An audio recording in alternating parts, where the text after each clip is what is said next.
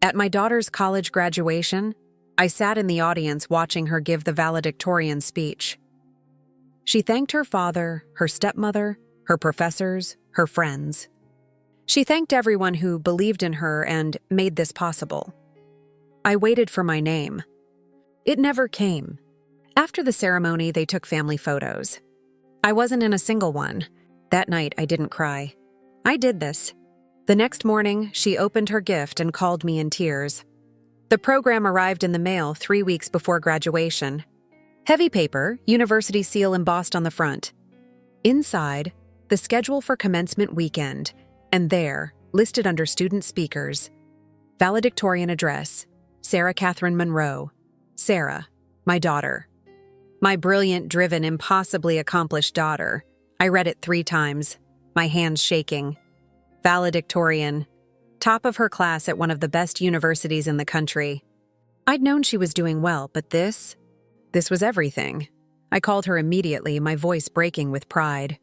Sarah, honey, I just got the program. Valedictorian? Why didn't you tell me? Oh, Mom, yeah. I meant to call. It's not a big deal. Not a big deal. My daughter graduating top of her entire class, giving the commencement speech, and it wasn't a big deal. Are you kidding? This is incredible. I'm so proud of you. Thanks. Her voice was distant, distracted. Listen, I'm actually in the middle of something. Can I call you back? Of course, honey. I love you. She hung up before saying it back. I sat there holding the program, staring at her name in print, and tried to remember the last time we'd had a real conversation. One that lasted longer than 5 minutes. One where she actually told me what was happening in her life instead of giving me bullet points and excuses. It had been months. Maybe longer. It started when Sarah was 12. That's when Richard, my ex-husband, got remarried. To Monica, a woman 15 years younger than him, ambitious, polished, and determined to be the mother Sarah never asked for. Richard and I had divorced when Sarah was 8. It was civil, as divorces go. We did mediation, split custody 50-50, tried to put Sarah first. I thought we were doing okay. I thought Sarah was adjusting. Then Monica entered the picture, and suddenly 50-50 custody became 60-40, then 70-30. Richard had the bigger house, the better neighborhood, the private school nearby. Monica didn't work, so she was always available for pickup and drop-off. I was still working full-time as a teacher, still living in our modest 3-bedroom house, still struggling to make ends meet on one income. It just makes sense, Richard said when he proposed changing the custody arrangement. Sarah's getting older. She needs stability, consistency. What he meant was, Monica wants to play mom and you're in the way. I fought it at first. Got a lawyer I couldn't afford. Went to court. But Sarah was 13 by then, old enough for her opinion to matter. And when the judge asked what she wanted, she said, I want to stay with Dad and Monica more. They have more space. And Monica helps me with my homework. I felt something crack in my chest that day, something that never quite healed. By high school, Sarah was living with Richard and Monica full-time. She'd come to my house every other weekend if she didn't have plans, which she usually did. Debate tournaments, student council meetings, volunteering opportunities that Monica organized. Monica thinks it would look good on my college applications, Sarah would say. Canceling our weekend, Monica thinks. Monica says, Monica helped me with my essay. Monica drove me to visit campuses. I became the weekend parent. The one who got leftover time. The one whose house Sarah visited out of obligation. I tried to stay involved. Went to every event I could, even when Richard and Monica were already there, even when I felt like an intruder. Sent care packages when Sarah went to college. Called every week, though she rarely answered, usually texting back hours later. Sorry, busy. Call you later. She never did. And now, graduation. The biggest moment of her life so far. I'd booked my hotel room months ago, requested time off work, bought a new dress. I was going to be there, front row if possible, watching my daughter accept her degree and give her speech. I didn't know, couldn't have known, what that speech would do to me. Graduation day was perfect. Clear blue sky, warm but not hot, the kind of day that felt designed for celebration. The university campus was stunning. Old brick buildings covered in ivy, students in caps and gowns streaming across the quad, families everywhere with cameras and flowers. I found my seat early. Section C, row 12. Not front row, but decent. I'd been sent a single ticket. When I called Sarah to ask about getting better seats or additional tickets for my sister who wanted to come, she'd said, "Mom, tickets are really limited. We only get a certain amount per graduate. I'm sorry." But when I looked around the stadium, I saw families of 6, 8, 10 people. Whole rows of relatives in matching t-shirts with the graduate's face printed on them. Richard and Monica were in Section A, row 3. I could see them from where I sat. Richard in an expensive suit, Monica in a cream-colored dress and hat, like she was attending a royal wedding. Sarah's stepbrothers, Monica's kids from her first marriage, sat with them. 4 tickets for their side, 1 for me. The ceremony began. Speeches from the university president, the dean, a notable alumna. Then, finally, the valedictorian address. Sarah walked to the podium in her black gown, her honor cords draped around her neck, her cap sitting perfectly on her carefully curled hair. She looked beautiful, confident, grown. She unfolded her speech and began. Thank you all for being here today. This moment represents not just 4 years of hard work, but a lifetime of support from people who believed in me. I leaned forward, my heart swelling. I want to start by thanking my father, Richard Monroe. Dad, you taught me the value of perseverance and integrity. You showed me what it means to work hard and never give up on your dreams. Applause. Richard stood briefly, waving, soaking it in. Monica beamed beside him. I also want to thank Monica, my stepmother, who has been instrumental in my success. Monica, you helped me navigate the college application process, edited countless essays, drove me to campus visits, and believed in me even when I doubted myself. I wouldn't be standing here without you. My stomach dropped. Monica was crying, dabbing at her eyes with a tissue. Sarah paused, smiling at her. I want to thank my professors, especially Dr. Harrison and Professor Chen, who pushed me to think critically and challenged me to be better. She went on, thanked her roommate, her study group, her debate team coach, her advisor. I waited, kept waiting. My name had to come. It had to. Finally, I want to thank everyone who has been part of this journey. To everyone who believed in me, supported me, and made this possible, thank you. I'm so grateful to all of you. She folded her speech. The audience applauded. She walked back to her seat. My name was never mentioned. Not once. I sat there frozen, while families around me cheered and cried happy tears. My hands were numb. My chest felt hollow, carved out. 21 years. 21 years I'd been her mother. I'd carried her for 9 months, been up all night with her colic, taught her to read, held her when she cried, celebrated every achievement. And I didn't even get a mention, not even a generic my family that could have included me. After the ceremony, after the caps were thrown and the graduates flooded onto the field to find their families, I stood at the designated meeting spot we'd agreed on, Section C entrance by the water fountain. I waited 20 minutes before Sarah appeared, surrounded by friends, laughing. When she saw me, her smile dimmed slightly. Mom, hi. She gave me a quick, obligatory hug. Congratulations, sweetheart. Your speech was beautiful. Thanks. She was already looking past me, scanning for someone else. I thought maybe we could get lunch. Celebrate?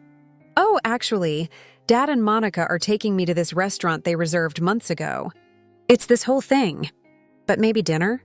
I'll text you. Richard appeared then, Monica at his side, both of them glowing. Sarah, honey, the photographer is waiting. We need to do family photos before we lose the light. Right, okay. Sarah turned to me. Mom, I'll call you later, okay? Can I be in some of the photos? I asked, hating how small my voice sounded. Monica's smile was sympathetic, pitying. Oh, we're doing immediate family first. You understand. But I'm sure Sarah will take some with you later. Immediate family. I was her mother, and I wasn't immediate family. Sarah wouldn't meet my eyes. Yeah, Mom, later, okay? I promise. They walked away. Sarah between Richard and Monica, her stepbrothers following behind. The photographer arranged them on the steps of the main building. A picture-perfect family in coordinated colors. I stood 50 feet away and watched through a crowd of strangers. Sarah never texted me about those photos. Never called me later for dinner. By the time I finally left campus 3 hours after the ceremony, I still hadn't taken a single photo with my daughter on her graduation day. I drove back to my hotel room and sat on the bed in the dark. The next morning, I was supposed to attend the departmental ceremony, a smaller event where Sarah would receive her honors specifically for her major. I'd been looking forward to it, hoping it would be more intimate, more personal. I didn't go. Instead, I sat in my hotel room and I thought about Sarah's speech. About all the people she'd thanked. All the people who'd made this possible. I thought about the single mother who'd worked 2 jobs the summer Sarah was 10 because child support didn't cover summer camp. About the woman who'd driven 3 hours each way, multiple times, to visit colleges because Sarah wanted to see them and Richard was too busy. About the mother who'd edited just as many essays as Monica, who'd stayed up just as many late nights, who'd believed just as hard. The mother who apparently didn't matter enough to mention. I pulled out the graduation gift I'd brought. An envelope containing a check for $15,000. My entire savings account, everything I'd managed to put away over the years. Money I'd planned to give Sarah to help with graduate school, or a down payment on an apartment, or whatever she needed to start her adult life. I stared at that check for a long time, then I tore it up. I took out hotel stationery and wrote a new letter. My hand was steady this time. Clear. I left it at the hotel front desk with instructions to mail it to Sarah's apartment in 3 days. After I was gone, after the graduation celebrations were over, then I checked out, drove home and went back to my life. The letter said, Sarah, I had planned to give you $15,000 as a graduation gift. Money I saved over the years specifically for you, for this moment. Money from extra tutoring jobs, summer school teaching, every small sacrifice I made. But as I sat in that stadium yesterday, listening to you thank everyone who made this possible, I realized something. I didn't make it possible. According to your speech, I wasn't even part of the journey. Your father taught you perseverance. Monica helped you with applications. Your professors challenged you. Your friends supported you, and me? I was the woman in row 12 who apparently didn't contribute anything worth mentioning, so I'm donating that $15,000 in your name to the single parents scholarship fund. Maybe it will help a student whose parent is working 2 jobs, driving hours for college visits, staying up late to edit essays. Maybe it will help someone whose child will remember their sacrifices. I want you to know that I'm proud of you. I'm proud of what you've accomplished. I always have been, even when you were too busy to call, too occupied to visit, too focused on your other family to remember you had a mother who loved you. But I'm done fighting for space in your life. I'm done being the backup parent, the afterthought, the woman who gets 1 ticket and no mention, I love you. That will never change, but I won't keep showing up where I'm not valued. If you ever want to talk, really talk, you know where to find me. Mom P.S. Congratulations on valedictorian. You earned it. 3 days after I got home, my phone rang at 7 in the morning. Sarah's name on the screen. I almost didn't answer. Let it ring 4 times before I picked up. Mom.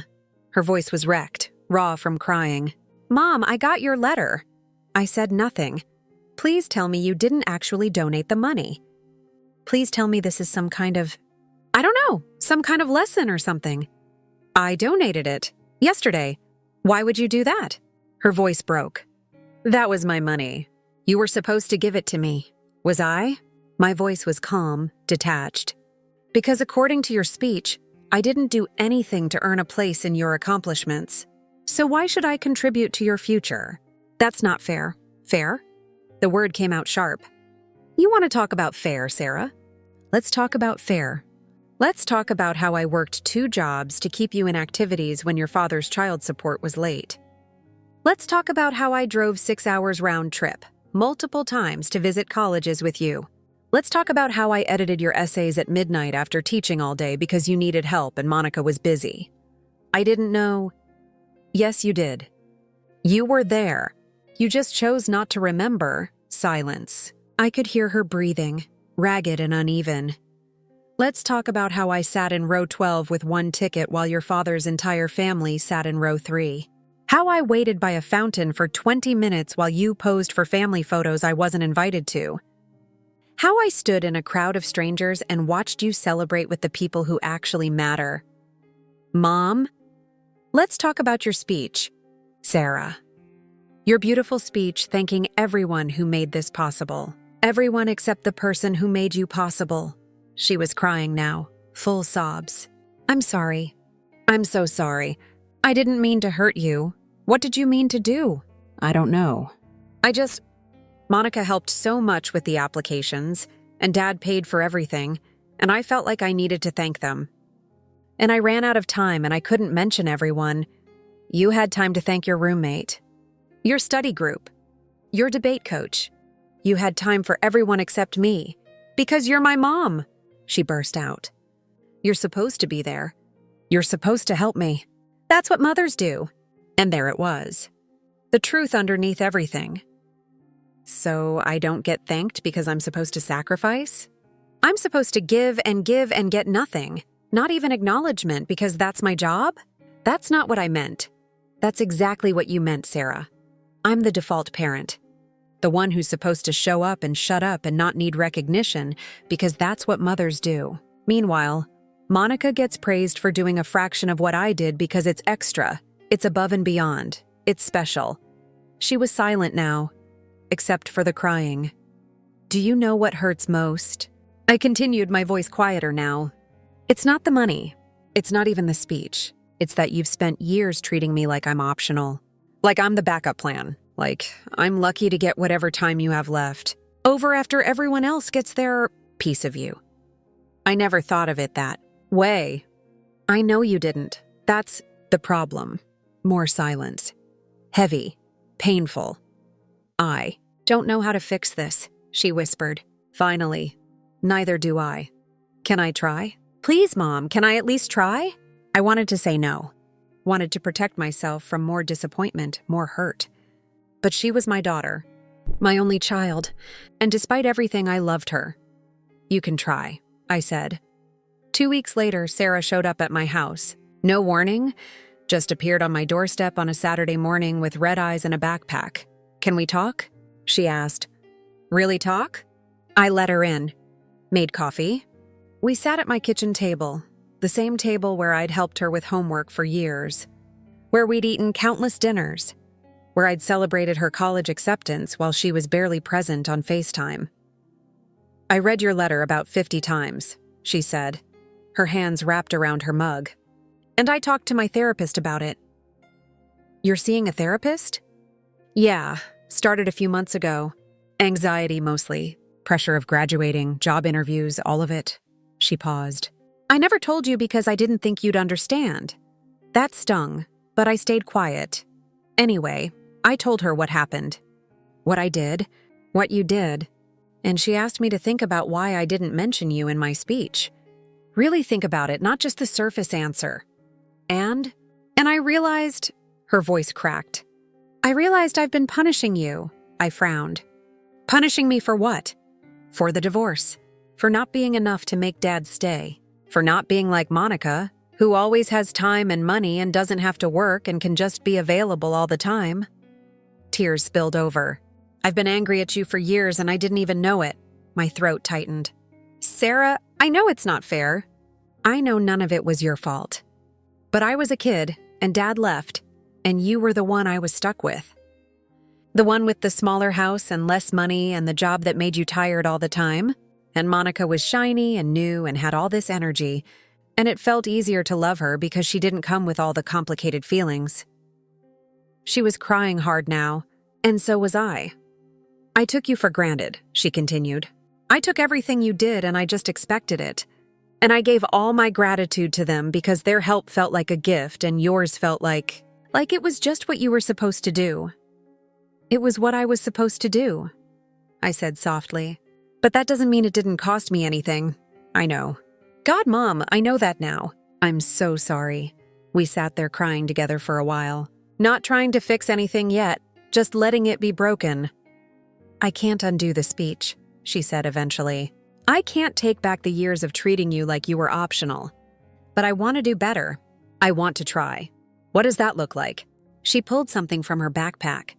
A leather-bound journal, expensive looking. I've been writing. Things I remember? Things you did that I never thanked you for. I'm up to 47 pages. She handed it to me. I opened it with shaking hands, page after page of memories. Specific moments. The time I'd driven through a snowstorm to pick her up from a sleepover where she felt uncomfortable. The way I'd let her paint her bedroom walls black when she was going through her emo phase. The college essay about resilience that I'd helped her write at 2 a.m.